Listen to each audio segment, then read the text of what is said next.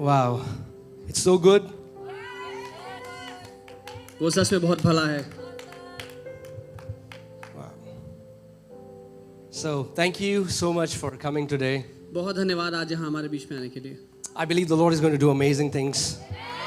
मैं जानता हूँ प्रभु अद्भुत चीजें हमारे बीच में आज करेगा. If you have come with sickness in your body, I want you to be aware of His presence, because just by being in the manifested presence of God, you can receive your healing. अगर कोई अपने शरीर में बीमार है या बीमारी लेकर के आया है, तो मैं चाहता हूँ आप संवेदन हो जाएं. परमेश्वर यहाँ मौजूद है, उसकी मौजूदगी ही बीमारियों को ठीक कर देती है. Because it's not the pastor who heals, it's Jesus who heals.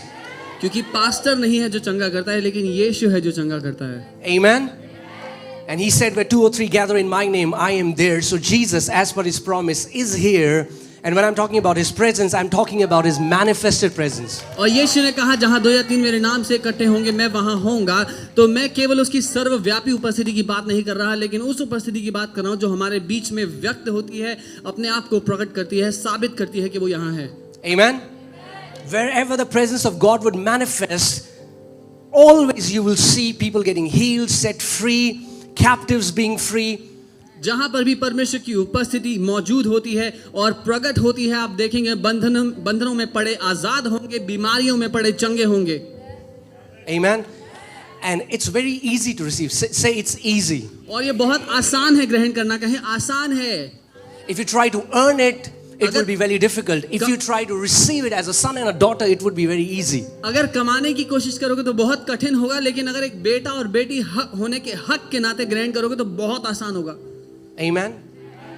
Your father wants to heal you because he loves you. आपका पिता आपको इसलिए चंगा करना चाहता है क्योंकि वो आपसे प्यार करता है. Your father wants to set you free because he loves you. आपका पिता आपको इसलिए आजाद करना चाहता है क्योंकि वो आपसे प्यार करता है. Amen.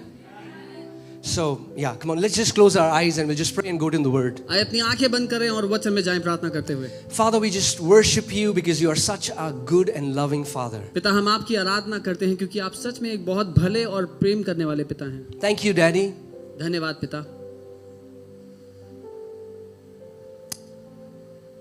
For your written word. आपके उस लिखित वचन के लिए. For your precious and mighty Holy Spirit. आपकी कीमती और महान पवित्र आत्मा के लिए. Thank you, Lord. धन्यवाद प्रभु.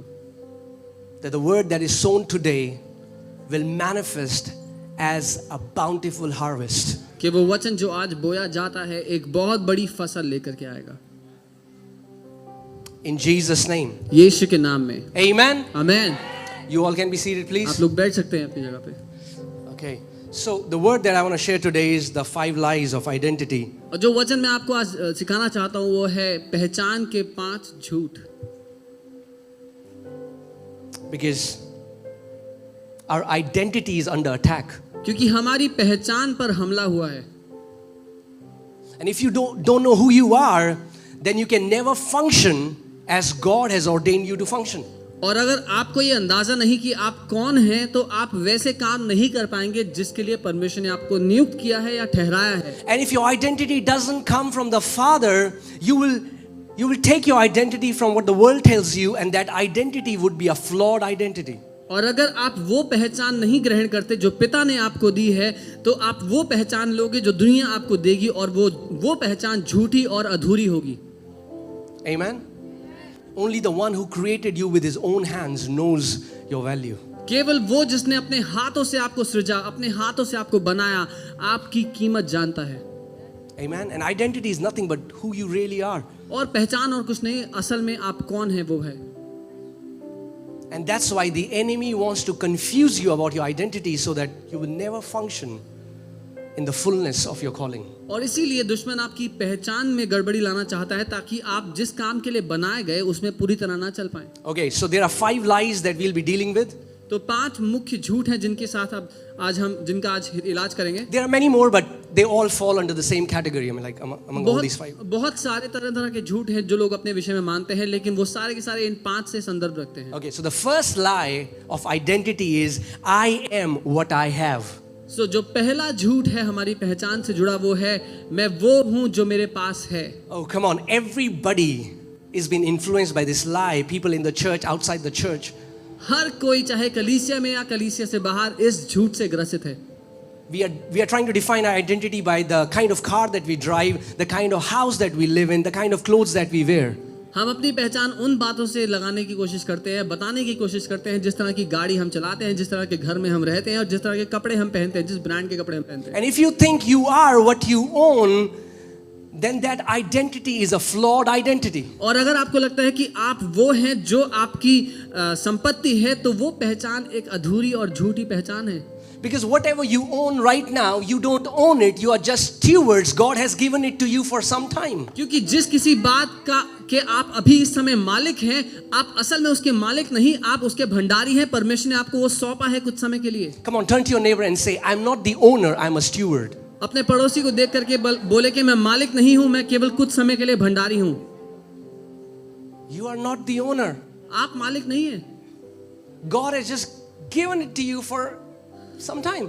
परमेश्वर ने कुछ समय के लिए वो आपको दिया है. But when you attach your identity to the external possessions, लेकिन जब अपनी पहचान आप उन बाहरी संपत्तियों से जोड़ लेते हैं, you can never flow into the joy of salvation, because your joy will some days be up and some days be down depending upon what's happening with the money in your account, with your possessions. तो कभी भी आप उद्धार की खुशी का आनंद ले ही नहीं पाएंगे, क्योंकि वो जो खुशी जो आपको मिल रही है इस झूठी पहचान के चलते, वो कभी ऊपर होगी और कभी नीचे होगी. डिपेंड करता है आपके अकाउंट में कितने पैसे हैं. You know what? I want to tell you that I'm a very rich pastor. मैं आपको बताना चाहता हूँ मैं बहुत अमीर पास्टर हूँ. Amen? But yeah, let me conclude. I'm a very rich pastor, not because of what I own, but who I have. मैं बहुत अमीर पास्टर हूँ इसलिए नहीं कि मेरे पास क्या है, लेकिन मेरे पास कौन लोग हैं वो.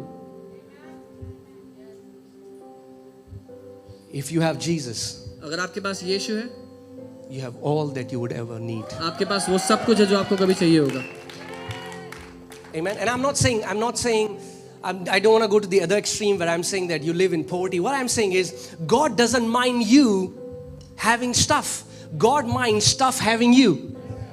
और मैं दूसरे कोने के गड्ढे में जाने के लिए नहीं कह रहा हूँ जहां पे मैं कह रहा हूँ गरीब होके रहो, वो बिल्कुल नहीं करना है. लेकिन मैं ये कह रहा हूँ परमेश्वर आपको समृद्ध देखना चाहता है, लेकिन परमेश्वर ये नहीं चाहता कि जो आपके पास है, जो संपत्ति आपके पास है, वो आपकी मालिक बन जाए. If your mood gets spoiled because you see a scratch on your car, अगर आपका मूड इसलिए खराब हो गया क्योंकि आपकी गाड़ी पे आपने स्क्रैच देख लिया है,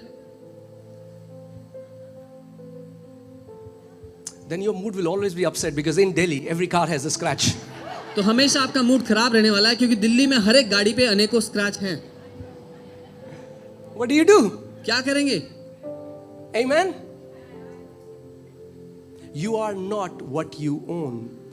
Your identity comes from who owns you. आप वो नहीं जिस संपत्ति के आप मालिक हैं, आपकी पहचान आती है उससे जिसने आपको बनाया है, जो आपका मालिक है. Come on, I want to take you to a scripture so that hallelujah. Okay, let me just open a scripture.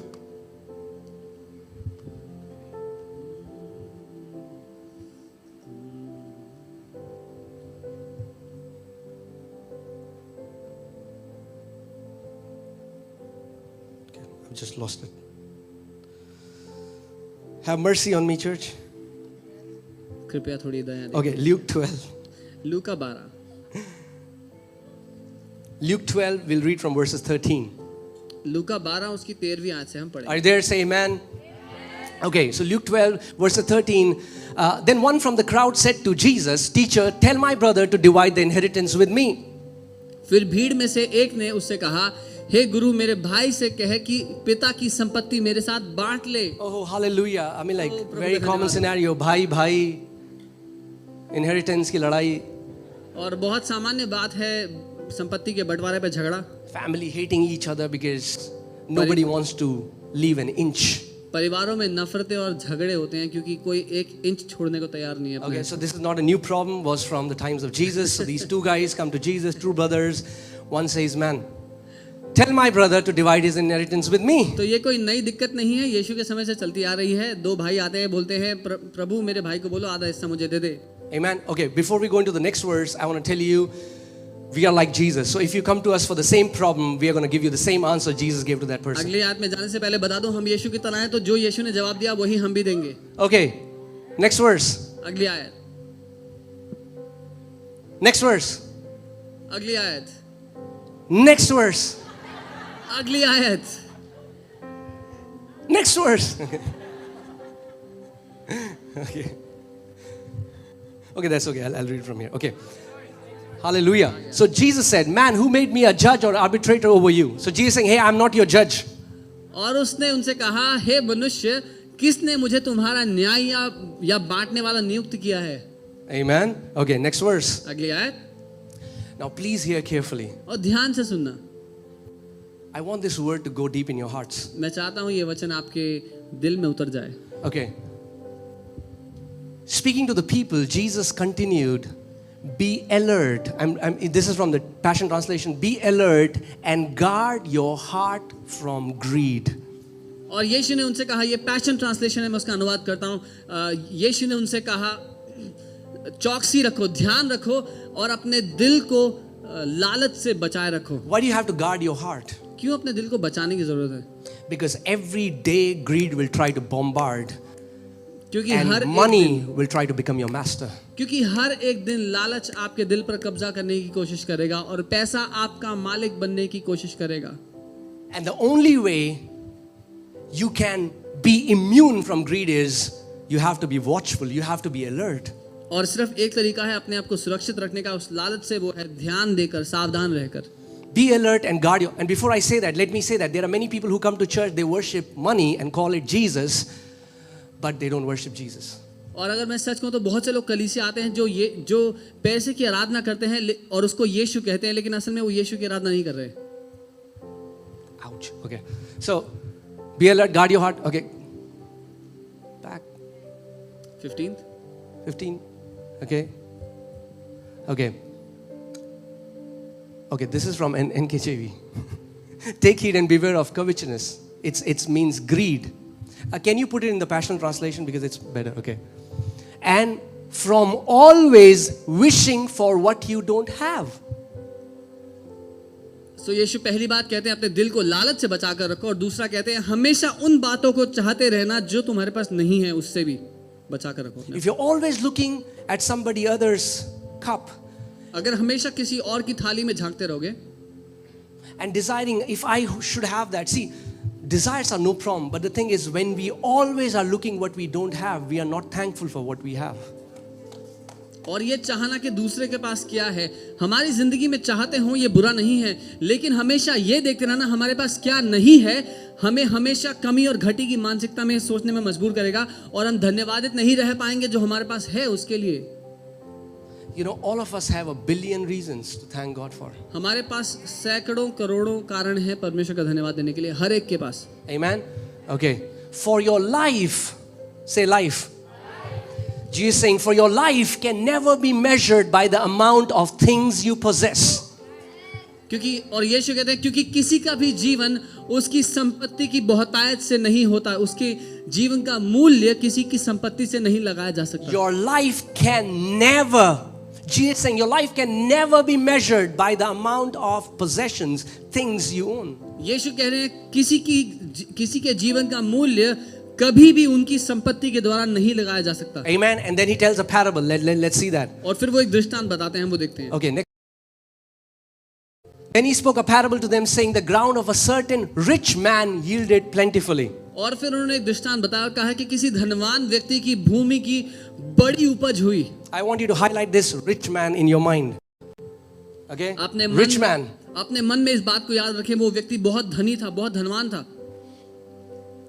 And the ground of that rich man yielded plentifully. It can be your business, it can be your job, whatever. और उस धनवान व्यक्ति की भूमि से बहुत बड़ी उपज हुई. आपकी नौकरी, आपका व्यवसाय हो सकता है वो आपके लिए. Next verse. And he thought within himself, saying, what shall I do since I have no room to store my crops? और उसने अपने आप से कहा कि अब मैं क्या करूं, क्योंकि मेरे पास जगह नहीं है इतनी सारी उपज को समाने के लिए.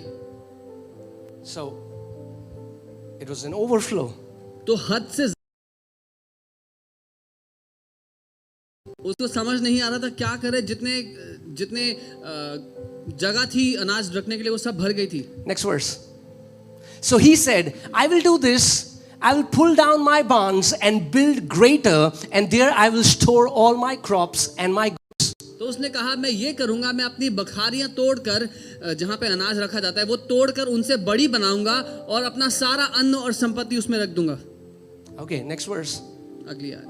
And I will say to my soul, और फिर soul, you have many goods laid up for many years. Take your ease, eat, drink, and be merry.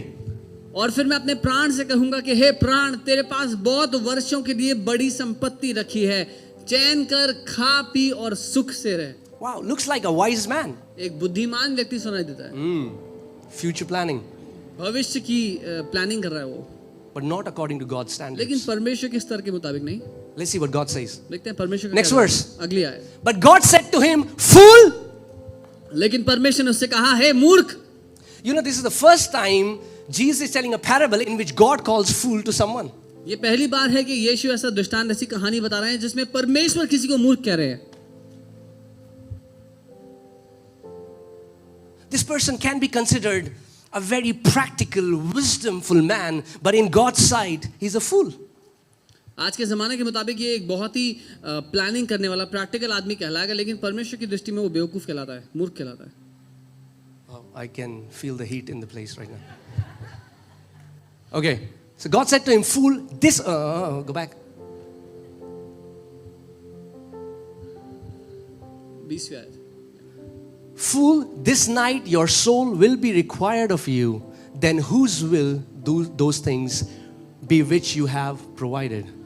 हे मूर्ख, इसी रात तेरा प्राण तुझसे ले लिया जाएगा, तब जो कुछ तूने इकट्ठा किया है वह किसका होगा? As believers, as the children of God, we all should live with the perspective of we're going to stand before our King.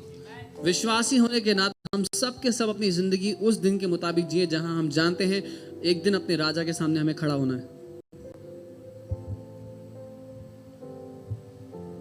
And then God is saying that, it's Indian parents, Indian dad, मजाक बोलते, अरे बेवकूफ, I don't want to hear that when I stand before the Father. और हाँ, अगर पिता एक भारतीय पिता की तरह बात भी कर रहा हो परमेश्वर के, अरे बेवकूफ अपने बेटे को बोलते हुए, लेकिन मैं वो नहीं सुनना चाहूंगा जब मैं उसके सामने खड़ा होऊंगा. तो Next verse. So is he. Come on, I mean, like we can read about this rich guy and you can say, I'm not like him. और हो सकता है हम अपने दिल में सोच रहे हैं मैं इस इंसान की तरह. Man, this, sometimes when we read about Pharisees and all these people trying, we say, oh, thank God I'm not like them. कई बार जब हम बाइबल पढ़ते हैं, यीशु मसीह बताते हैं फरीसियों के बारे में, तो हम पढ़ते हैं, कहते हैं धन्यवाद प्रभु, मैं इस फरीसी की तरह नहीं हूँ. And Jesus saying, so is he. और यीशु कह रहे हैं ऐसे ही वो है who lays up treasure for himself. The problem is not you laying treasure. The problem is when you lay treasure only for yourself. ऐसे ही वो मनुष्य भी है जो अपने लिए धन बटोरता है. समस्या धन बटोरने में नहीं, लेकिन समस्या ये है जब आप अपने लिए धन बटोरते हैं. Amen. So is he who lays up treasure for himself and is not rich towards God. और वैसे ही वो है जो अपने लिए तो धन बटोरता है, लेकिन परमेश्वर की दृष्टि में वो धनी नहीं है. You can be rich. हाँ, हो सकता है आप in this world, इस दुनिया में, and you can be super poor in God's eyes. लेकिन परमेश्वर की दृष्टि में बहुत ज्यादा गरीब हो. And maybe you come from a middle class family where you don't have much, but maybe you are super rich in God's eyes because the possessions that you have, the resources that you have, you don't consider it just for yourself, but you want to be a blessing for somebody else. और हो सकता है आप ऐसे परिवार से हो जहां बहुत संपत्ति आपके पास ना हो, लेकिन परमेश्वर की दृष्टि में आप अमीर हो सकते हैं, क्योंकि जो कुछ आपके पास है वो अपने लिए नहीं, लेकिन आप दूसरों के लिए सोचते हैं. Amen. So just because somebody is called rich on the earth doesn't mean this person is rich. We are rich when the Father says we are rich. So केवल इसलिए कि पृथ्वी पर कोई धनी कहलाता है, इसका ये मतलब नहीं कि वो परमेश्वर की दृष्टि में धनी है. हम इसलिए धनी है क्योंकि पिता कहता है कि हम धनी हैं. There are two tests, if I would say it this way. There are two tests in a believer's life. एक विश्वासी के जीवन में दो परीक्षाएं आती हैं. One, when we have nothing. पहली तब होती है जब हमारे पास कुछ नहीं होता। We are tested in our lack. हम अपनी कमी में परखे जाते हैं। When we have nothing, what is the attitude of our heart? जब हमारे पास कुछ नहीं होता, कंगाल होते हैं, तो हमारा दिल क्या कहता है? And you know, the good news is that most of the believers pass with flying colors in that test. और अच्छी खबर ये है कि ज्यादातर विश्वासी बहुत अच्छे मार्क्स लेकर पास होते हैं इस Because एग्जाम में। when we have nothing, the Lord is my shepherd. क्योंकि जब कुछ नहीं होता तो यहोवा मेरा चरवाहा I'm है। like, where else will I go? और कहाँ जाएंगे भैया? I believe, I pray, I look up to Him as my source. हाँ, मैं मानता हूँ, मैं प्रार्थना करता हूँ, उसकी ओर देखता हूँ मेरे सोता की तरह। But then we are tested when we have much. लेकिन फिर हम परखे जाते हैं जब हमारे पास बहुत ज्यादा होता है। We are tested when we have more than what would be needed for us and our family. What do we do? Do we build greater bonds? Or do we be a blessing for somebody else? हम परखे जाते हैं जहां पर हमारे और हमारे परिवार की जरूरत से ज्यादा हमारे पास है, हमारी जरूरतों से बढ़कर हमारे पास है। क्या हम अपने लिए और बड़े खदान बनाकर उसको इकट्ठा करते हैं या फिर हम कुछ और करते हैं? Money is just a resource. पैसा केवल इस्तेमाल करने की वस्तु है। It's a resource so that you will fulfill your calling on this earth. वो केवल एक इस्तेमाल करने की वस्तु है ताकि जो आपका मकसद है पृथ्वी पर वो आप पूरा कर पाए। Don't make your resource your source. Come on.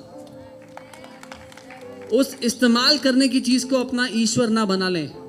Your source is your heavenly Father. आपका सोता आपका स्वर्गीय पिता है। Even if you have your resource or you don't have your resource, as long as you have your source, you will always be taken care of. अगर आपके पास इस्तेमाल करने की वो वस्तु है या नहीं है, लेकिन वो पिता जो आपका सोता है हमेशा आपके पास रहेगा, तो आपका मकसद पूरा करने से कोई आपको रोक नहीं सकता। Amen, church. Hallelujah.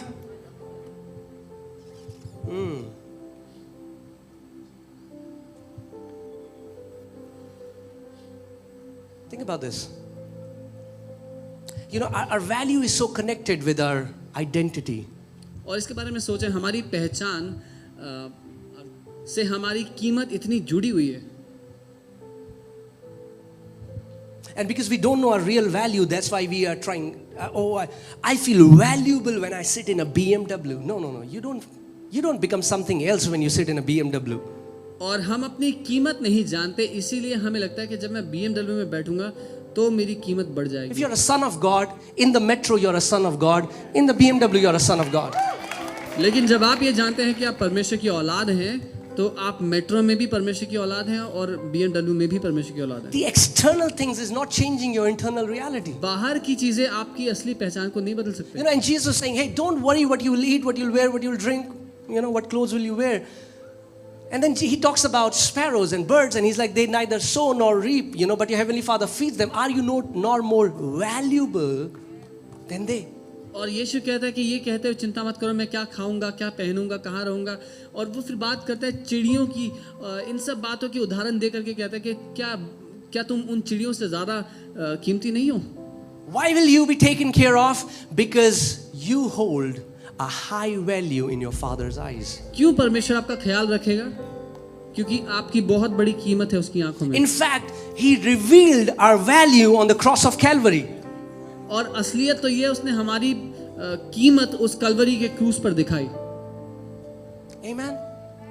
Think about that. You are so valuable that God was ready to leave His glory to came as a, you know, to come down as a man, and not just that, He was willing to be stripped naked because He valued us. आप कीमती नहीं, लेकिन इतने कीमती थे कि वो परमेश्वर अपनी महिमा छोड़कर एक दास, एक मनुष्य का रूप धारण कर बेइज्जत होकर, नंगा होकर क्रूस पर टंगने को तैयार था, क्योंकि आप उसके लिए कीमती थे। Come on, think about this. Anybody, I mean, like, would you be ready to stand outside the airport naked? I mean, like, people come and humiliate and spit on you because it's a deal, you value somebody. क्या कोई इसके लिए भी राजी होगा कि airport के बाहर नंगा खड़ा होना है ताकि लोग आते जाते आपका मजाक उड़ाएं पर थूक के चले जाएं? ऐसा करके किसी और की कीमत साबित होगी? क्या कोई करेगा ये करना? For 6 hours he was being mocked, and not just on the cross, but before that he was being mocked by Roman soldiers. He was being mocked by his own people. People spitting on him, and he was naked, and he was ready to go through that shame because of the value He placed on our lives. और सिर्फ 6 घंटा cruise पर ही नहीं, लेकिन उससे पहले भी वो अपने ही लोगों के हाथों सताया गया, बेइज्जत किया गया, लोगों ने उस पर थूका, उसका मजाक बनाया, और केवल इसलिए कि वो आपको बता सके आप कीमती हैं. You are precious, not because of the kind of car you drive, not because of what you have. You're precious because you are His son and you are His daughter. आप कीमती इसलिए नहीं कि कौन सी गाड़ी आप चलाते हैं, लेकिन इसलिए कीमती हैं क्योंकि परमेश्वर की निज औलाद हैं आप. Amen. I'm like, it happens in the world. We have VIPs, people who hold, they are considered more valuable. God is not like that. दुनिया में ऐसा होता है, कुछ लोग बहुत महत्वपूर्ण होते हैं, कुछ लोग कम महत्वपूर्ण होते हैं, लेकिन परमेश्वर ऐसा नहीं है. For Him, उसके लिए all of us are His children. हम में से हर कोई इसकी संतान है. And the Bible says there is no partiality with Him. और बाइबल कहती है परमेश्वर तरफदारी नहीं करता, वो Amen, पक्षपात नहीं church? करता. All right, so that's the first lie of identity. I am what I have. You are not what you have. सो ये पहला झूठ है हमारी पहचान से जुड़ा हुआ कि मैं वो हूँ जो मेरे पास है, आप वो नहीं है जो आपके पास है. Stop trying to attach your identity to your possessions. अपनी पहचान को अपनी संपत्ति से जोड़ना बंद कर दे. Amen. Because if you are doing that, our identity is so temporary. Because one day we are going to stand before Jesus, and you won't be taking your car, your house, whatever. क्योंकि ऐसा करना बहुत हानिकारक है. हमारी पहचान बहुत ही थोड़े समय की होगी, क्योंकि एक दिन यीशु के सामने खड़ा होना और ना गाड़ी ना घर सब कुछ यही छोड़ना पड़ेगा. There is no problem to have a nice car and nice house. What I'm saying is, know that you're just a steward of them. God has given it to you as a steward. अच्छी गाड़ी अच्छा घर रखो, लेकिन ये जान लो कि वो आप संभालने के लिए आपको दिया गया, आप उसके असल मालिक नहीं हो. People who have a problem giving away are the people who think they are the owners. Yeah. जिन लोगों को किसी को कुछ देने में दिक्कत होती है, वो लोग ये समझते हैं कि वो असल में मालिक हैं. See, for example, I give this water bottle to Sam and I say, Sam, can you give this water bottle to Ben? और उदाहरण के लिए उन्होंने मुझे पानी की बोतल दी कि पानी की बोतल बेन को दे दो. He won't have any problem. मुझे कोई दिक्कत नहीं होगी. I gave him the water bottle and he gave the water bottle to somebody else. उन्होंने मुझे When we know that whatever we have came down as a gift from the Father, and He said, freely you have received, freely give. उन्होंने मुझे पानी की बोतल दी तो मैं आराम से दे पाऊंगा. जब हम ये जान लेंगे कि जो कुछ हमें मिला है वो पिता की ओर से मिला है, और वो कहता है जो कुछ आजादी से तुम्हें दिया गया है वो आजादी से तुम भी दो. Amen. So think about this. Jesus, He's the King of glory. He's the King of righteousness. The Bible says that gold and silver all belongs to Him. और इसके बारे में सोचे, यीशु जो महिमा का राजा है, जिसका सब कुछ है, बाइबल कहती है सोना और चांदी उसका है. And the Bible says He became poor for our sake. So He came, no angels to take care of Him, no golden streets. He left all of that. But that did not change who He was. और उसने सब कुछ छोड़ दिया. कोई स्वर्गदूत उसकी देखरेख करने के लिए नहीं, कोई सोने की सड़कें नहीं, उसने सब कुछ छोड़ दिया. किसके लिए? He was the Son of God in heaven and He is the Son of God on earth. Church, are you getting what I'm saying? Your possessions are not what defines you. वो स्वर्ग में भी परमेश्वर की संतान था और पृथ्वी पर भी परमेश्वर की संतान था. आपकी संपत्ति आपका मालिक नहीं, आपकी संपत्ति आपकी पहचान नहीं है. Hallelujah. That was the first lie. The second lie is, I am what I do. वो पहला झूठ था. दूसरा झूठ है, मैं वो हूं जो मैं करता हूं. Again, a very rampant lie. Most of us believe we are what we do. और ये बहुत फैला हुआ झूठ है. हम सब लोग ये मानते हैं कि मैं वो हूं जो मैं करता हूं. I'm a pastor, I'm this and I'm that, and that's okay, that's good, it's one of your assignment. But what I'm saying is that when you start to draw your identity from your work, मैं एक pastor हूं और मैं ये हूं, और अच्छा है, वो आपका काम है, आप कुछ समय के लिए करेंगे, लेकिन जब अपनी पहचान, अपना वजूद हम उस बात से बना लेते हैं, तब दिक्कत है. work is not bad. काम करना बुरा नहीं है. There was work before the fall. जब आदम पाप में गिरा, उससे पहले उसके पास काम था. God gave work to Adam when sin hadn't entered in the garden. परमेश्वर ने आदम को काम दिया था करने के लिए जब पाप आया नहीं था. Work is good. काम करना अच्छा है. The problem is when work becomes our identity. समस्या ये है जब वो काम हमारी पहचान बन जाता है. When we start to live from our titles, I am the CEO of this company. जब वो काम हमारी पहचान बन जाता है कि मैं इस कंपनी का सीईओ हूँ, इस कंपनी का When we मालिक. start to live from our titles, जब हम अपने ओहदे से जिंदगी जीना शुरू कर देते हैं. for example, you meet somebody and you say, आप किसी को मिलते हैं, so you say, Pastor Ankit, okay? Or Dr. Ankit, or Director or CEO. I mean, like, you're getting what I'm saying. आप समझ रहे हैं जो वो कहना चाहते हैं कि जब हम अपने ओहदे को लेकर के अपनी वजूद को बना लेते हैं, We're trying to flash our titles everywhere हम अपना because we ओहदा are trying to draw our identity from what comes before our name. हम अपना ओहदा सबको दिखाना चाहते हैं, क्योंकि बताना चाहते हैं हम कितने बड़े हैं, क्योंकि ये हमारे नाम के आगे लगता है। Are you getting this straight? See, God made our bodies out of the dust. परमेश्वर ने धूल से हमारे शरीर को बनाया, Not our spirit. Our spirit came out from Him, but हमारी आत्मा परमेश्वर से आई, body came from dust. लेकिन वो शरीर मिट्टी से आया। So, okay, understand this. God, this is dust. Then came Adam. Then from Adam came Eve. सो धूल मिट्टी से परमेश्वर ने आदम का शरीर बनाया और आदम से हवा को बनाया। Are you with me, church? मेरे साथ हो? When the fall happened, जब आदम पाप में गिर गया it went upside down. तो मामला उल्टा हो गया। Now, Eve finds her identity in her Adam, and Adam finds his identity in the ground. अब जो हवा है वो अपनी पहचान उस आदम में तलाशती है और आदम अपनी पहचान उस मिट्टी में तलाशता है। Are you getting it? So every wife is all about, oh, my husband is like, oh, good, awesome. सो हर एक पत्नी अपनी पहचान अपने पति से लगाना चाहती है कि मेरे पति ये है, मेरे पति वो है। It's good, अच्छी बात है, not bad. But what I'm saying बुरा is, नहीं है, लेकिन मैं ये कह रहा हूँ your identity is more than just your husband. Your identity is you're the daughter of the king. आपकी पहचान आपके पति से कई ज़्यादा बढ़कर है, राजा की बेटी है। For God, you are not the wife of this person. For God, you are the daughter. परमेश्वर के लिए आप उन श्रीमान की पत्नी नहीं है, परमेश्वर के लिए आप परमेश्वर की बेटी हैं। Amen? Come on, man. Woman, give me some amen. Yeah, awesome, awesome. वो man Oh, hallelujah. Thank you, Jesus. So, you know, Jesus worked as a carpenter. How many people know that? यीशु ने एक तरखान, एक बढ़ई का काम किया बढ़ते समय। You know, but because Jesus worked as a carpenter, that didn't change who he was. लेकिन उसने जो काम किया उसकी वजह से उसकी पहचान नहीं बदली। That was an assignment that Father gave him. वो एक थोड़े समय का काम था जो उसको दिया गया था, And Father can keep giving us different assignments. और पिता हमें अलग अलग काम देता रह सकता Some है। people say, my calling is to be an apostle. No, sir, that's your assignment. कुछ लोग कहते हैं मेरी पहचान या मेरी बुलाहट है कि मैं प्रेरित हूँ। जी नहीं, वो आपको काम दिया गया थोड़े समय के लिए। Your calling is to be conformed into the image of Son of God. That's our calling. Different assignments, one call. आपकी बुलाहट है परमेश्वर के पुत्र की पहचान में पूरी तरह बदल जाना, और सबको अलग अलग काम दिए गए हैं लेकिन सबकी बुलाहट एक ही है। Amen? And the assignment is temporary, call is eternal. और जो काम दिया गया है वो कुछ समय का है, लेकिन जो बुलाहट है वो अनंत की है। Amen? You know why Jesus, being the King of heaven, he was ready to work as a carpenter because he knew that he was a son. और परमेश्वर की संतान होने के बावजूद, परमेश्वर का बेटा होने के बावजूद वो एक तरखान का काम करने को राजी था, क्योंकि वो जानता था वो बेटा है। Amen? So you are much more than what you do.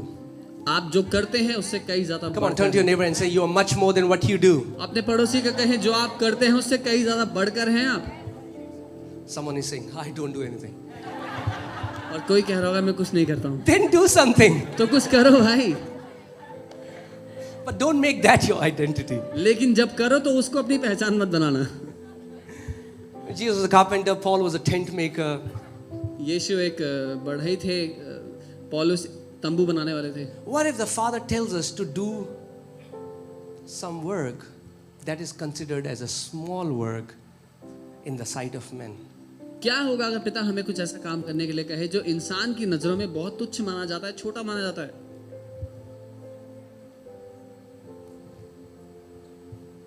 What if God tells you to go to somebody's house and clean the toilet? क्या वो परमेश्वर आपसे कहे किसी के घर जाएं वहां पे टॉयलेट साफ कर दें? I mean, like, if we are living from our titles, we'll be so offended. अगर अपने ओहदे से हम जी रहे हैं तो बहुत नाराज हो जाएंगे परमेश्वर से। That's why I love the way Paul writes it. He writes, Paul, an apostle of Jesus Christ. Your title comes after your identity. इसलिए मुझे बहुत प्यार है जिस तरह से प्रेरित पौलुस इस बात को लिखते हैं। वो कहते हैं पौलुस यीशु मसीह का एक प्रेरित, आपका ओहदा या जो आप करते हैं वो आपके नाम के बाद, आपकी पहचान के बाद आना चाहिए। Amen. Ankit, a pastor of church. अंकित जो कलीसिया का पासवान है, XYZ. जो भी doctor आपका in नाम that. और आपका ओहदा है, Don't let it be something that runs before your identity. उन बातों को, अपने काम, अपने ओहदे को अपनी पहचान के आगे बढ़ने ना दें। Hallelujah. Let's go to lie number 3. हम Lie number तीसरे 3. झूठ पर चलते हैं। I am what other people say or think of me.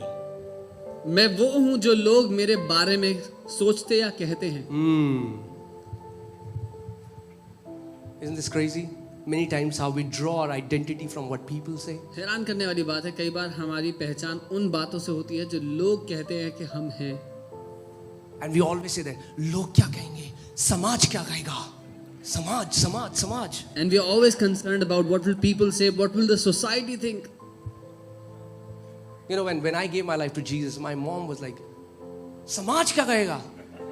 जब समाज. मैंने अपना जीवन यीशु मसीह को दिया तो मेरी मम्मी ये कहती थी, what will the society say. Some people want to be secret lovers of Jesus. कुछ लोग यीशु मसीह के गुप्त प्रेमी हैं। Jesus, I love you, but don't tell anybody else.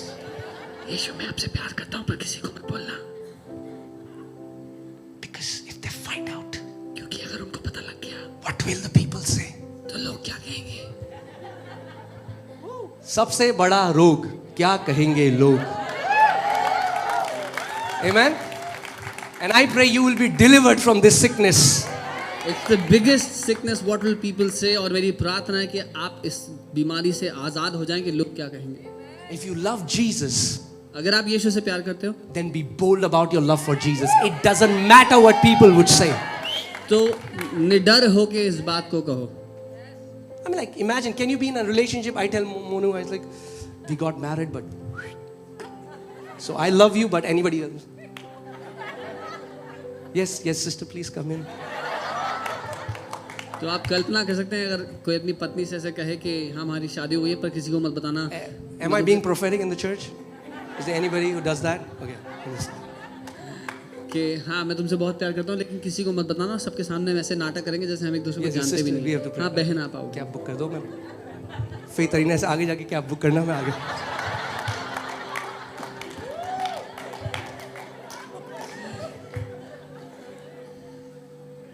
Amen. I mean, like, how does it matter what people will say? क्या फर्क पड़ता है लोग क्या कहेंगे। You know, we live in a culture where dishonor is so rampant, you know, and it's all about getting likes and followers. हम एक ऐसे समाज में जी रहे हैं जहाँ पर निरादर फैला हुआ है चारों तरफ और लाइक्स मिल जाएं और कुछ फॉलोज मिल जाएं तो बहुत खुश हो जाते हैं हम लोग। And because we are so after the likes, we cannot handle the dislikes. और क्योंकि हम इतना पीछे भाग रहे हैं कि लोग हमें पसंद करें, तो जब कोई ना पसंद करता है तो हम झेल नहीं पाते। People dislike me. अरे किसी ने मुझे ना पसंद कर दिया।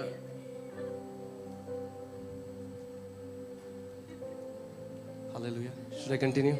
Yes. Do you still love me? Yes. Even if you don't. God loves me, my wife loves me, and that's enough for me.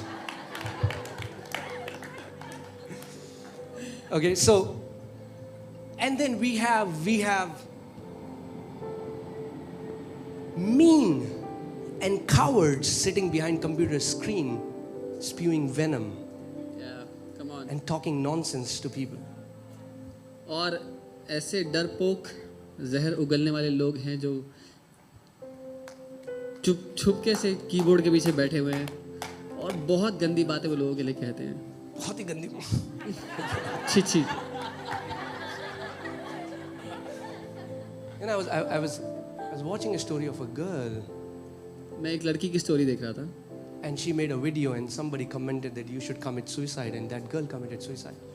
और उसने एक वीडियो बनाया उस लड़की ने और किसी ने उस पर लिखा कि तुम्हें आत्महत्या कर लेनी चाहिए। उस लड़की ने आत्महत्या कर ली। You are much more than the comments on your page. जो कमेंट्स आपके पेज पे आपको मिलते हैं उससे कई ज़्यादा बढ़कर हैं आप। Those people don't define who you are. वो लोग आपकी असली पहचान नहीं बता सकते। In fact, many times they hate you because they are jealous of you. असल में ज्यादातर तो वो आपसे नफरत करेंगे क्योंकि वो आपसे जलते हैं. Come on. Are you getting it? But think about this. Jesus wasn't disliked, he was hated. लेकिन इसके बारे में सोचो, यीशु को नापसंद नहीं किया गया, उससे नफरत की गई. He wasn't disliked by people. Oh, I don't like this Jesus. I don't like his hairstyle. I don't like his clothes. No. He was hated. People were planning to kill him. When was the last time you went to a room and people are talking, how should we kill this guy? सोच के देखिए, यीशु को नापसंद नहीं करते थे कि हमें इसका बात करने का या इसके रहन सहन, इसका चलने का तरीका पसंद नहीं है. लोग उसको जान से मारने की योजनाएं बना रहे थे. आपके साथ ऐसा कब हुआ लास्ट टाइम जब आप किसी कमरे में गए तो लोग आपको जान से मारने की योजना बना रहे थे? You know, you're saying it's like, आज रात को 3 बजे इसका काम तमाम करते हैं. You know, they were making these schemes to kill Jesus. वो लोग योजनाएं बना रहे थे कैसे और कब उसको मारे. They were not able to stand him. उसको झेल नहीं सकते, उसको चेहरा देख नहीं सकते थे वो लोग. Forget about being disliked. Jesus said, if you will follow me, they have hated me, they are going to hate you. So be ready to be hated by people for without cause. Amen. और नापसंद किए जाना तो छोड़ दो. यीशु ने कहा उन्होंने मुझसे नफरत की है, वो तुमसे भी नफरत करेंगे. तो बिना किसी वजह के लोग आपसे घृणा करेंगे, नफरत करेंगे, उसके लिए तैयार रहना. She said, they did the same with me, they are going to do the same with you. उसने कहा उन्होंने मेरे साथ भी ऐसा किया, तुम्हारे साथ भी यही करेंगे. So when people hate you, तो जब लोग आपसे नफरत करते हैं don't take it personally. तो व्यक्तिगत रूप से दिल पे मत लो. Did you hear what I said? सुना? No, it's not about you. It's about the one you worship. जब लोग आपसे नफरत करते हैं तो वो उसका कारण आप नहीं है, लेकिन वो जिसकी आराधना करते हैं आप वो है. Amen. Jesus said, they've hated me, they're going to hate you. And think about that. I mean, like Jesus, his entire life was a controversy. और यीशु की पूरी जिंदगी जो है वो विवादों से भरी हुई थी. You know, Jews, a culture where they reason a lot. यहूदी जो समाज है वो एक ऐसा समाज है जहाँ पर वो लोग बहुत ज़्यादा तर्क वितर्क करते हैं. And then Jesus is born and this news spreads everywhere that an angel came to Mary and Jesus was born by the Holy Spirit. Do you think the Jews believe that? और यीशु का जन्म होने का समय और ये खबर फैल जाती है कि एक स्वर्गदूत आया जिसने मरियम को बोला और मरियम गर्भवती हो गई, उसकी वजह से यीशु पैदा हुआ. आपको लगता है यहूदियों ने मान लिया होगा? I'm sure they would be gossiping. We know which angel came. You know, whatever. वो बुरी भली बातें कहते हैं. So he was born. We just see what he suffered on that cross for 6 hours. We don't see what he suffered for us all his life. हम सिर्फ वो देखते हैं जो 6 घंटे उसने सहा क्रूस पर, लेकिन हम वो नहीं देखते जो जिंदगी भर उसने झेला हमारे कारण. Can you imagine? I mean, like, kids who don't have fathers, who are born out of wedlock are called bastards. I mean, like, people would be saying things for him. People would be seeing him, gossiping behind his back. Just think about that. That was the kind of life he went through. वो बच्चे जो शादी से बाहर जन्म होता है जिनका, उनको क्या क्या सुनना पड़ता है, वो जिंदगी भर उसने वो सब कुछ सुना होगा. And if you see, you will never hear any word from his mouth as a victim. और उसके बावजूद, उस सब के बावजूद आपने एक भी शब्द यीशु के मुंह से वो नहीं सुना जब वो कह रहा है कि मेरे साथ ऐसा हुआ, मैं बेचारा हूँ. The Bible says he came to his own and his own received him not. Bible कहती है वो अपने ही लोगों के पास आया, उसके खुद के लोगों ने उसको ग्रहण नहीं किया. Think about that. Constantly being hated, disliked, mocked. और सोच के देखो, निरंतर कोई आपसे घृणा करता है, नफरत करता चला जाता है. But you know what? लेकिन पता है क्या? What people said about Jesus did not change who he was. जो लोगों ने यीशु के बारे में कहा, उन बातों ने यीशु को नहीं बदला. वो कौन है, उसकी पहचान क्या है, नहीं बदली. He knew it does not matter who hate me when I know that my Father loves me. वो ये जानता था कि फर्क नहीं पड़ता कौन मुझसे नफरत करता है, जब मैं जानता हूँ कि कौन मुझसे प्यार करता है. Amen. So don't get hung up on those dislikes and इसलिए comments. उन सारे नकारात्मक कमेंट्स पे, डिसलाइक्स पे मत. This is not the sermon to do that, but let me give you a practical advice. Some people are like, what do I do when I get those comments? Block and move on.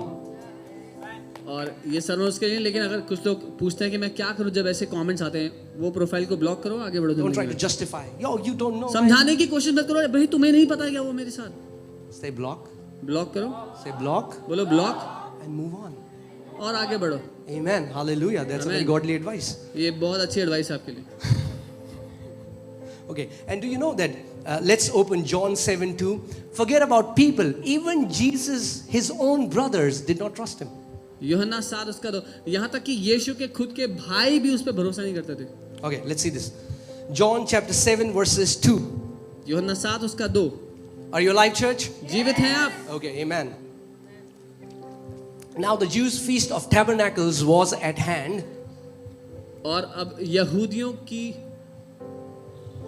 झोपड़ियों का पर्व निकट था. Okay, next verse. His brothers therefore said to him, "Depart from here and go into Judea, so that your disciples also may see the works that you are doing."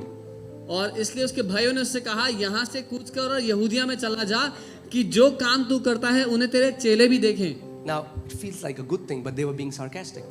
अच्छी बात लग रही है सुनने पे, पर वो असल में व्यंग कस रहे थे. Okay, next verse. For no one does anything in secret while he himself seeks to be known openly. If you do these things, show yourself to the world. क्योंकि ऐसा कोई ना होगा जो प्रसिद्ध होना चाहे और छिप कर काम करे. यदि तू यह काम करता है तो अपने तय जगत पर प्रकट कर. Next verse. For even his brothers did not believe in him. क्योंकि उसके भाई भी उस पर विश्वास नहीं करते थे. What do you do when your own brothers don't believe in you? क्या करेंगे आप जब आपके खुद के भाई बहन आप पर भरोसा नहीं करेंगे? When they mock you, जब when you आपका मजाक talk, उड़ाते हैं. when you talk about your assignment, your call, your vision, they mock you. They don't trust you. जब आपने अपने काम, अपने दर्शन, अपनी बुलाहट के बारे में आप बात करेंगे, वो आपका मजाक बनाएंगे.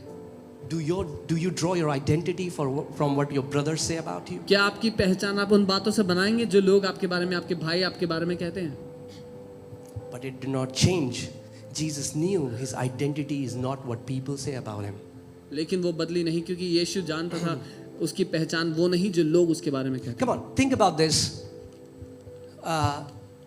Let's see what people said about Jesus. And think about this. If people are saying this for a pastor of a church, I mean, like you go to some places, like, I'm going to that church, that is the pastor. Oh, they're like, oh, that pastor. Okay, let's see this scripture. So, अब हम कुछ देखते हैं जो यीशु के बारे में कहा जा रहा है. और आप कल्पना कीजिए कि किसी पास्टर के बारे में ऐसा कहा जाता हो. आप किसी से कहे कि मैं उस चर्च जा रहा हूँ और लोग बोले अच्छा उस चर्च वहाँ वो पास्टर है, वो तो ऐसा है. अब देखते हैं कैसा है. Matthew 11:19. The Son of Man came eating and drinking, and they say. Okay. There will always be they who would say. मनुष्य का पुत्र खाता पीता आया और वे कहते हैं. हमेशा ऐसे लोग रहेंगे कि जो कहेंगे बारे में, आपके बारे में चीजें. Okay, so there will always be they who will say. वो हमेशा ऐसे लोग रहेंगे जो कुछ ना कुछ कहेंगे. What do you do? क्या कहेंगे? आप क्या करेंगे? Yeah. ब्लॉक करो, So आगे yeah, बढ़ो. and they say, here is a glutton and a drunkard, a friend of tax collectors and sinners. और वो कहेंगे कि देखो पेटू और पियक्कड़ मनुष्य, महसूल लेने वालों और पापियों का मित्र. That's what they said about Jesus. ये यीशु का परिचय था, परिभाषा थी. These people would say that he's petu, ये लोग कहते थे कि वो बहुत खाता है. piyakkad. Can you imagine? कल्पना कर सकते हैं आप? And many times when people send these accusations against you, you just receive them. और कई बार जब लोग आपके बारे में ऐसी बातें कहते हैं तो आप दिल पे ले लेते हैं. That's what the enemy is trying to do. That's why so many believers are wounded because of the words other people have spoken over their hearts. और दुश्मन यही करना चाह रहा है और इसी वजह से बहुत सारे विश्वासी लोग घायल हैं क्योंकि उन्होंने वो शब्द अपने दिल पे ग्रहण कर लिए जो दूसरे लोगों ने उनके बारे में कहे. Jesus said, Father, I'm leaving the ministry. यीशु ने ये नहीं कहा पिता मैं सेवकाई छोड़ रहा हूँ, Cannot do it. मुझसे नहीं होगा. Everybody calls me a petu and piyakkad. He didn't do that. उसने ऐसा नहीं किया.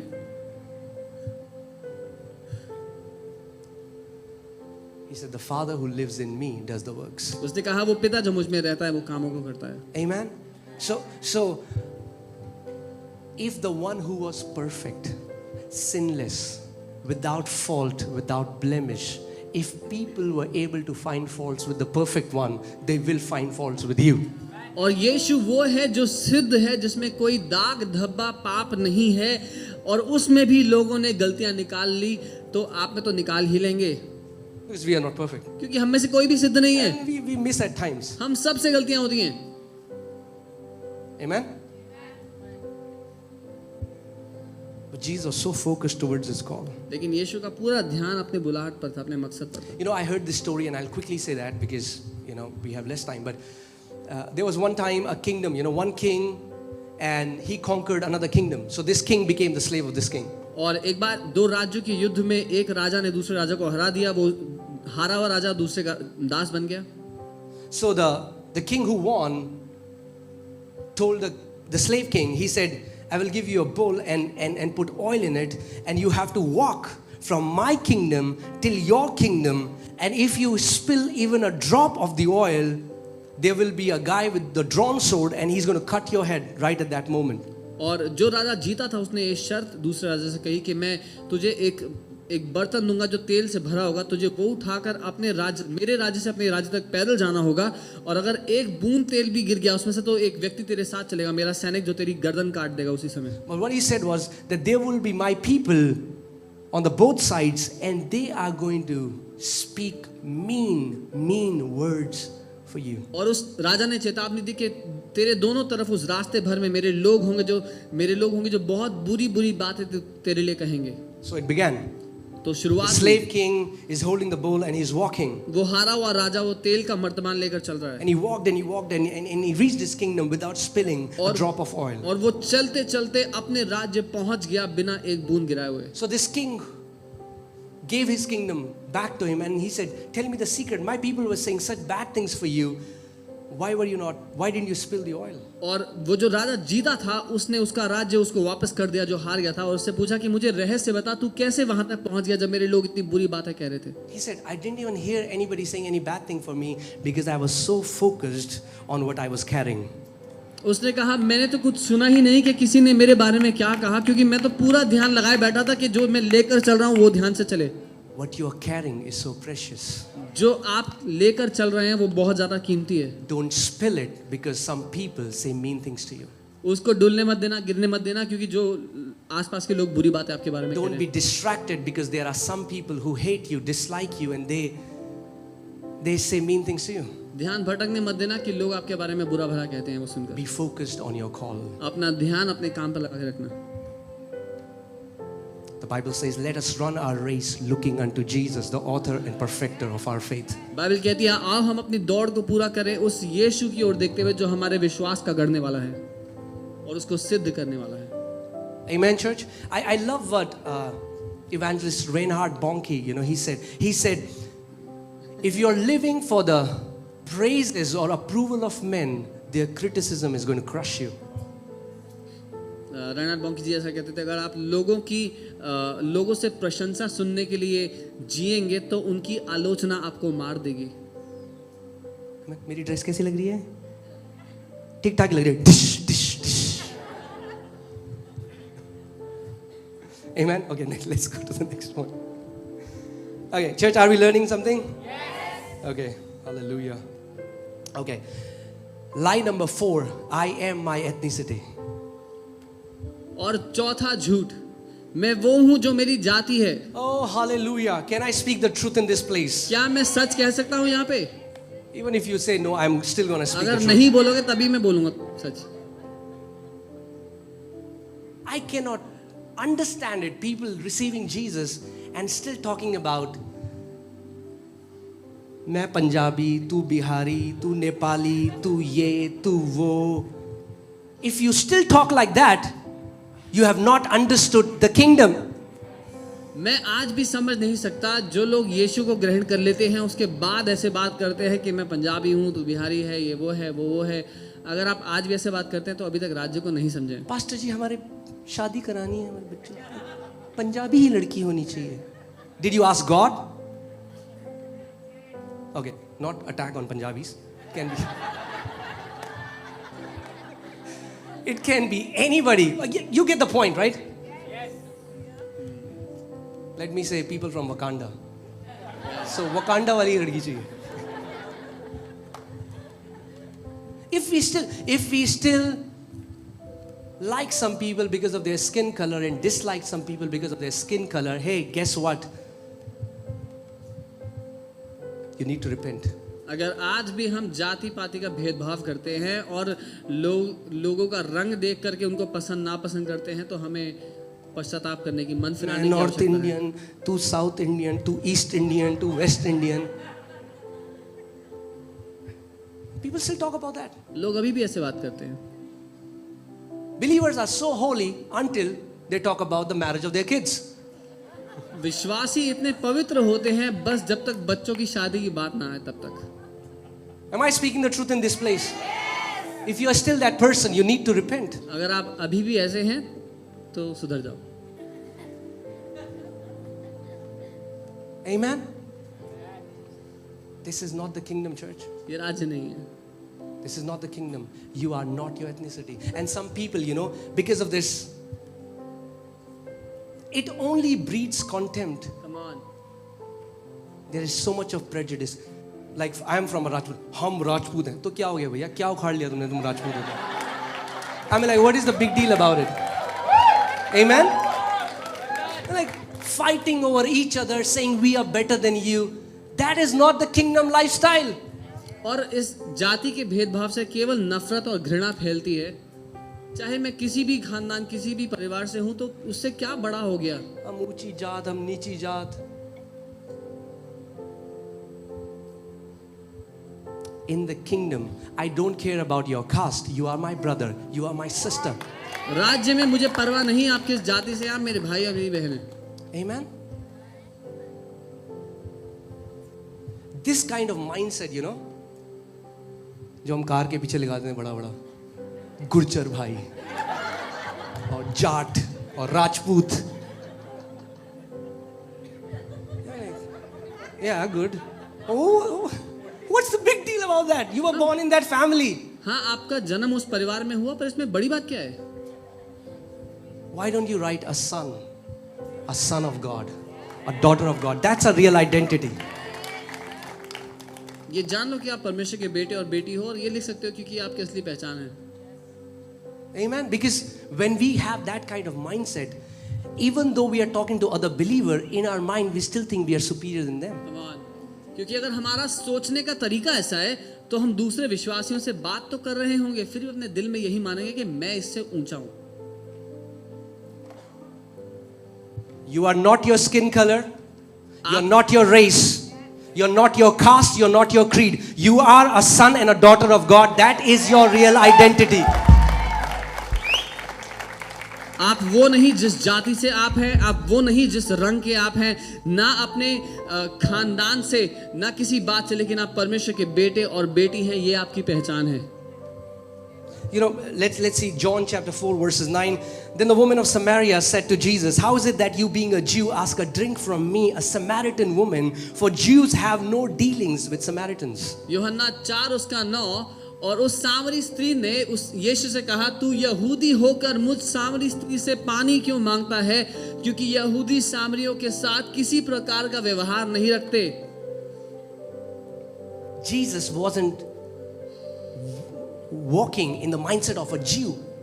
He was walking as a son of God. That's why he went and he asked. This woman is surprised because how come he being a Jew is asking water from me? क्योंकि यीशु एक यहूदी मानसिकता लेकर नहीं चल रहा था, परमेश्वर का बेटा होने की मानसिकता लेकर चल रहा था. इसलिए वो सामरी स्त्री हैरान हो गई कि ये यहूदी होके मुझसे बात कैसे कर सकता है. Amen. Yes, he was born in a Jewish family and we honor the families that we were born into. But if I'm born in a family and my family hates somebody else, I am not joining their gang. Come on. हाँ, मैं एक परिवार में पैदा हुआ हूँ, लेकिन अगर मेरा परिवार किसी और परिवार से नफरत करता है तो मैं उनकी नफरत में शामिल नहीं होऊंगा. No. I am a son of God before I am blah blah blah. मैं सबसे पहले परमेश्वर का बेटा हूँ, इससे पहले मैं कुछ और हूँ. Amen. And Jesus was able to stoop down and ask water from this Samaritan woman. और यीशु उस सामरी स्त्री के आगे नम्र होकर के उससे पानी मांगता है. Amen, church. Amen. Okay, let's see the scripture. Hallelujah. Galatians 3:28. गलातियों 3 उसका 28. There is neither Jew nor Greek. Indian context. There is now neither Rajput nor Punjabi, nor Bihari, nor South Indian, nor North Indian. Keep on adding. Not Sindhi. अब ना कोई यहूदी रहा और ना यूनानी, और भारतीय संदर्भ में जितनी जातें आपको पता है ना आपको कोई रहा. Because in that context, Jews used to think they are like the people of God. They are like the chosen ones. They used to have this superior mindset. क्योंकि इस मानसिकता के मुताबिक यहूदी लोग ये मानते थे कि वो सर्वोत्तम हैं, सबसे ऊंचे हैं, वही परमेश्वर के असली लोग हैं, बाकी सब उनसे नीचे हैं। And that's why what Apostle Paul writes is so offensive, because he said, hey, now in Christ end this. No Jew, no Greek, no Punjabi, no Bengali, no Bihari, no South Indian, no Kannadi. Everyone a family. A family. That's who we are, the family of God. इसीलिए जो प्रेरित पौलुस लिखते हैं वो बहुत ज़्यादा नाराज करने वाली बात है उस समय के लोगों के हिसाब से। और आज भी अगर मैं कहूँ, अब कोई जाति का भेद, कोई फर्क नहीं रहा, हम सब एक परिवार हैं परमेश्वर के। There is neither slave nor free, there is neither male nor female. Hallelujah. और अब ना कोई दास, ना स्वतंत्र, ना कोई नर और ना नारी। Come on, females, can I hear your voice? क्या मैं बहनों की आवाज सुनूं? But this verse also ends feminism. So boys, can I hear your voice? Hallelujah. लेकिन ये आयत फेमिनिज्म का अंत भी है, इसीलिए मैं लड़कों की भी आवाज सुन रहा हूँ। It's neither male nor female. ना ही नर ना नारी। My identity doesn't come from my sex. My identity comes from my Father. मेरी पहचान इस बात से नहीं कि मैं पुरुष हूं या स्त्री, मेरी पहचान मेरे पिता से है। Amen. हम मर्द हैं, तो वही क्या हो गया? In the spirit there is no male no female. I'm just a male for some years, then I'll be an eternal spirit.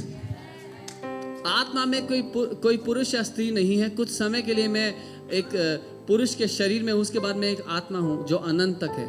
There is neither male nor female. ना कोई पुरुष है ना कोई स्त्री। For you all are one in Christ Jesus. क्योंकि तुम सब मसीह में एक हो।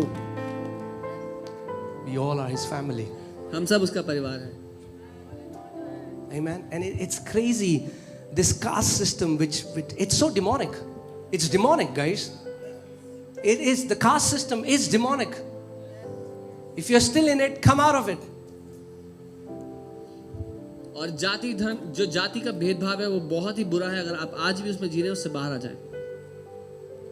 It's so sad that this mindset has even crept into the church. और बहुत दुख की बात है कि मानसिकता कलीसिया में भी पाई जाती है।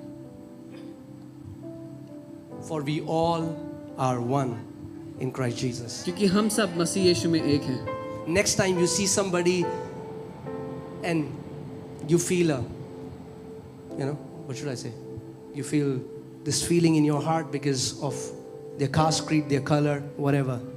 You need to check your heart. और अगली बार जब आप किसी को देखते हैं और आपके दिल में ठेस लगती है उनकी जाति, वो किस खानदान से, किस जगह से हैं, उसके कारण तो अपने दिल को परखें। I can speak a lot in this, but बहुत सारी बातें मैं कह सकता हूँ। I went to Africa for 2 months and I was so blessed by their hospitality, by their love for Indians. मैं 2 महीने के लिए अफ्रीका गया था और उनके प्रेम और जो सेवा उन्होंने भारतीयों के प्रति दिखाई, मैं उसको देखकर बहुत हैरान था। And I get so ashamed because so many times we have such prejudice when we see Africans coming to a country. और मैं इतना शर्मिंदा होता हूँ कभी-कभी भारतीयों का व्यवहार अफ्रीकी लोगों के साथ देख करके, क्योंकि हम बहुत बुरा व्यवहार करते हैं उन लोगों के साथ। Sometimes I pray that God will take you to Africa so that you will know how they treat you. मैं प्रार्थना करता हूँ कभी प्रभु आपको अफ्रीका लेकर जाए ताकि आपको मालूम हो कैसे सेवा करते हैं।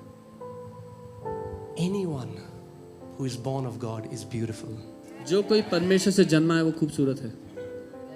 It's our flaws, it's the veils in our eyes that we cannot see their beauty, but they are beautiful because they are born of God. ये हमारी खामियां हैं, हमारी आंखों पर पड़े पर्दे हैं कि हम देख नहीं पाते उस खूबसूरती को, लेकिन क्योंकि परमेश्वर से वो जन्मे हैं वो खूबसूरत है। Hallelujah. Last lie. आखिरी झूठ, I am the mistakes that I have made. मैं वो गलतियां हूं जो मैंने की हैं। And this is the area where the enemy has deceived so many people. So many people are wounded. They feel condemned because of the mistakes they committed in their past. ये वो क्षेत्र है जहाँ पर दुश्मन ने बहुत लोगों को धोखा दिया है, बहुत लोगों को आज भी धोखे में रखा है, क्योंकि वो घावित हैं, वो चोटिल हैं और आज भी उन सारे बातों के बारे में सोचते हैं जो इतिहास में उनके साथ हुई, और उनको लगता है कि मैं ये व्यक्ति हूँ क्योंकि मैंने ये सब गलतियाँ की हैं। Because somehow Satan has made us believe that God is looking for perfection from our lives. क्योंकि किसी तरह से शैतान ने हमको इस बात के लिए राजी कर लिया कि परमेश्वर चाहता है कि हम सिद्ध जीवन जिएं, And he is standing with a stick. और वो एक डंडी लेकर खड़ा है, And the moment you miss and there is a beep, bam, और जैसे ही आपसे गलती होती है एक बजर बजता है और वो डंडी मारता है, and the angel says, "Span time." God is not looking for perfection. परमेश्वर सिद्धता नहीं देखता, ना चाहता है। If God was looking for perfect people, I'm telling you, none was worthy to preach His word. अगर परमेश्वर केवल सिद्ध लोगों को चुनता और बुलाता तो मैं बता रहा हूँ उसका वचन प्रचार करने के कोई भी लायक नहीं है। So because He doesn't have perfect people, He is working with imperfect ones. और क्योंकि उसके पास सिद्ध लोग नहीं हैं तो वो असिद्ध लोगों से काम चलाता है। So God is not looking for perfection, but He's looking for something. परमेश्वर सिद्ध लोगों को नहीं तलाश रहा, लेकिन कुछ है जो वो तलाश रहा है। You know, He's looking for a heart that is committed to Him. वो तलाश रहा है ऐसे दिल जो उसके लिए उसके पीछे लगे रहें। You know, 2 Chronicles 16:9 says that the eyes of the Lord run to and fro. He's looking for someone whose heart is committed towards Him. दूसरा इतिहास 16 उसका 9 वचन कहता है, परमेश्वर की आंखें यहाँ वहाँ भटक रही हैं तलाशने के लिए उसको जिसका दिल उसकी ओर लगा हुआ है। I don't care what you have done in the past. मुझे परवाह नहीं अपने बीते हुए दिनों में, बीते हुए सालों में आपने क्या क्या किया है। Maybe something very terrible.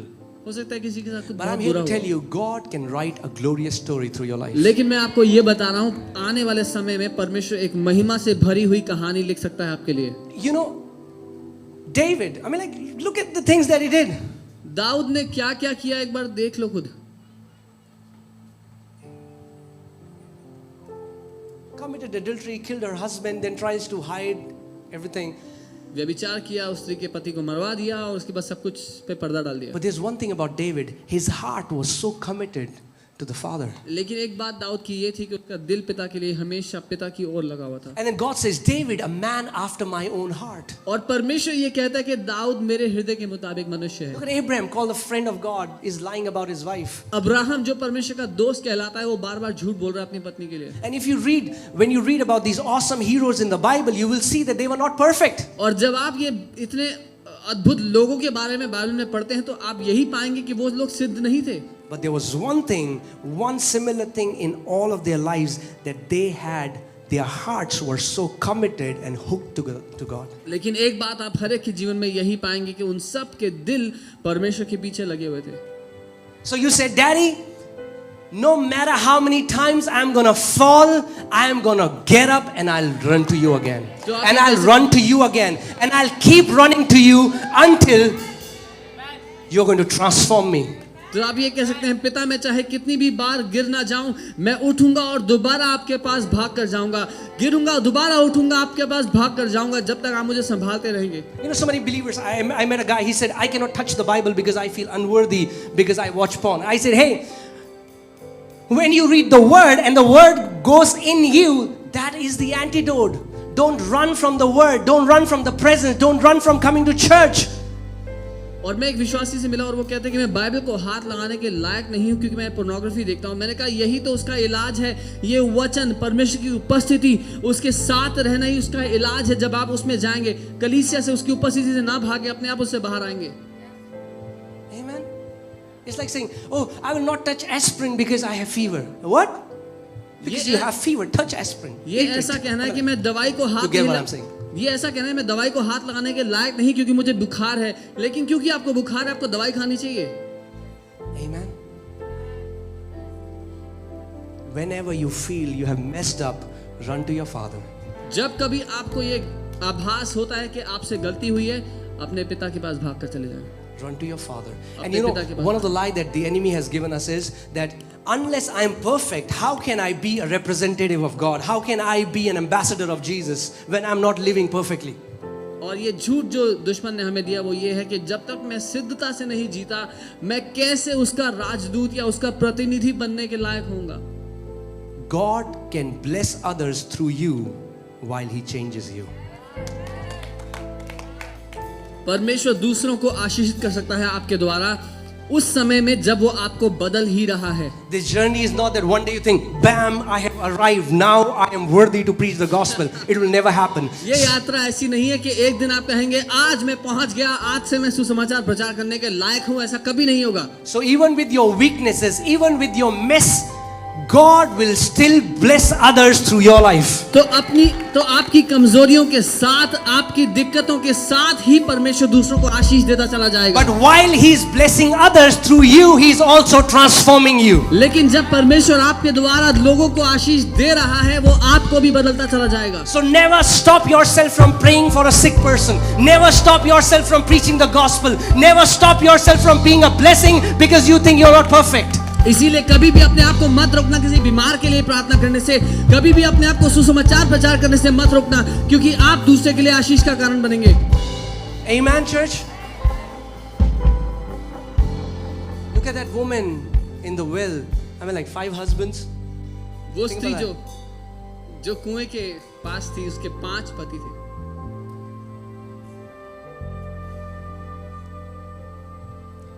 Saved the entire city. पूरे शहर को बचा लिया उसने। You say, Pastor, you don't know what has happened in my past. It doesn't matter. It doesn't matter. God is looking for hearts that are just committed to Him. आप कहते हैं pastor आपको नहीं पता मेरे साथ क्या हुआ है, मेरे जीवन में क्या क्या हुआ है, फर्क ही नहीं पड़ता। आपको नहीं पता परमेश्वर आपके आने वाले जीवन में क्या कर सकता है। You know, we have this exit mentality, you know, in a relationship. Now people get married. They say, it's not working out. We had 10 arguments. I'm going blah. Dad, I'll bang the door. I go out. I'll send you the divorce papers. We are living in this exit mentality because we don't want to work together. हम एक ऐसी मानसिकता लेकर, हार मानने की मानसिकता लेकर के जीते हैं जहां पर हम मेहनत करना नहीं चाहते। शादी कर ली और फिर 10 लड़ाइयाँ हुई तो हम जा रहे हैं डिवोर्स के पेपर भिजवा देंगे। And many times we have that kind of attitude with God. और कई बार हम परमेश्वर के साथ भी यही करते हैं। God, I asked for a job. You didn't give me a job. Bad, I'm going out. प्रभु मैंने नौकरी मांगी, आपने नौकरी नहीं दी, मैं जा रहा हूँ। God, I messed up. I committed this sin. I don't think I should come to church. Bad, I'm going out. प्रभु मुझसे गलती हो गई, मुझे लगता नहीं मुझे चर्च आना चाहिए, मैं जा रहा हूँ। No, you are going to mess up. जी आपसे गलतियां होंगी, You are going to make mistakes. आपसे गलतियां होंगी, But keep running back to Him. लेकिन वापस उसके पास भागते रहे, Keep running back to Him. उसके पास भागते The रहते Bible रहे। says a righteous man, even if falls 7 times, God will again pick him up.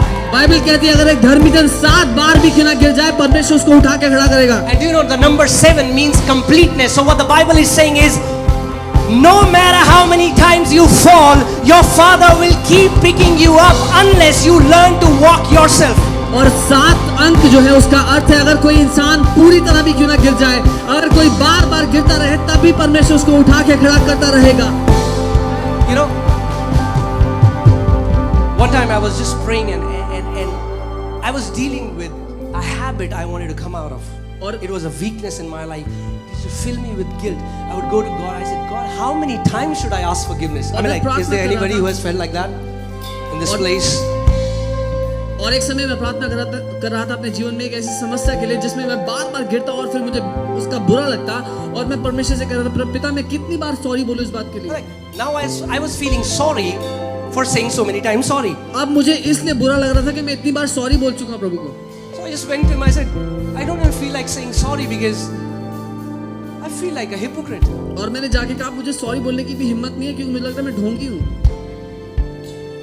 And instantly I began to see myself in my school uniform. और अपने आप को मैं अपने स्कूल यूनिफॉर्म में देखने लगा। And I saw all these stains on my white shirt. और मैं देख रहा था मेरे स्कूल की जो व्हाइट शर्ट है उस पे इतने दाग और धब्बे हैं। And he showed me that I'm coming back to my home. And then he asked me a question. और फिर उसने दिखाया कि मैं स्कूल वो गंदी यूनिफॉर्म लेके घर आ रहा हूँ। उसने मुझसे सवाल किया। He said, what will happen now? Your shirt is full of stains. और प्रभु ने कहा अब क्या होगा तेरी शर्ट पूरी दाग और धब्बों से भरी हुई है। And the next day I saw my mom और giving me a new shirt. और अगले दिन मैंने देखा कि मेरी मम्मी ने मुझे एक नई shirt the. Then again I came back with those stains. और वापस मैं वो दाग धब्बे लेकर आया स्कूल से। How long did your mom did that, for all of us? और हमारी माँ ने कब तक हमारे स्कूल की यूनिफॉर्म धोकर हमें वापस साफ करके दी? As long as we didn't mature. जब तक हम सयाने ना हो गए। Are you getting it? How many times will He wash us? तो परमेश्वर कब तक हमें धोता चला जाएगा? He'll keep washing you वो आपको धोता चला till you जाएगा will come out of that habit. जब तक आप पूरी तरह उस आदत से बाहर ना आ He'll जाओ। keep washing you वो धोता चला till you जाएगा come out of that addiction. जब तक आप पूरी तरह उस बुरी He'll लत से keep बाहर ना washing you जाओ। वो आपको धोता चला Till you जाएगा start to walk like He walks. जब तक आप यीशु की तरह चलना शुरू ना कर दे। Amen. He's not a mean laundry man who will say, the scheme was only for 10 times. वो बुरा लॉन्ड्री वाला नहीं जो कहता सिर्फ 10 बार के लिए आपको ऑफर मिला था। So church, कलीसिया, let us run to our Father आइए हम अपने पिता की ओर भागें with our weaknesses, हमारी with कमजोरियों our के साथ, hang-ups, हमारी खामियों के साथ, with whatever limitations we think we have. जो कोई बात हमें रोकती है। Let one thing be sure about us, that our hearts are fully committed to our Father. एक बात हमारा दिल पिता के साथ हमेशा जुड़ा हुआ है, ये बात दर्शाती चली जाए। Amen. That there is no doubt about it. और इस बात में कोई भी शक नहीं, कोई शंका नहीं My heart is committed to Him. कि मेरा दिल उससे जुड़ा हुआ है। Amen, church. Can we all stand up, please? आइए हम सब खड़े हो जाएं।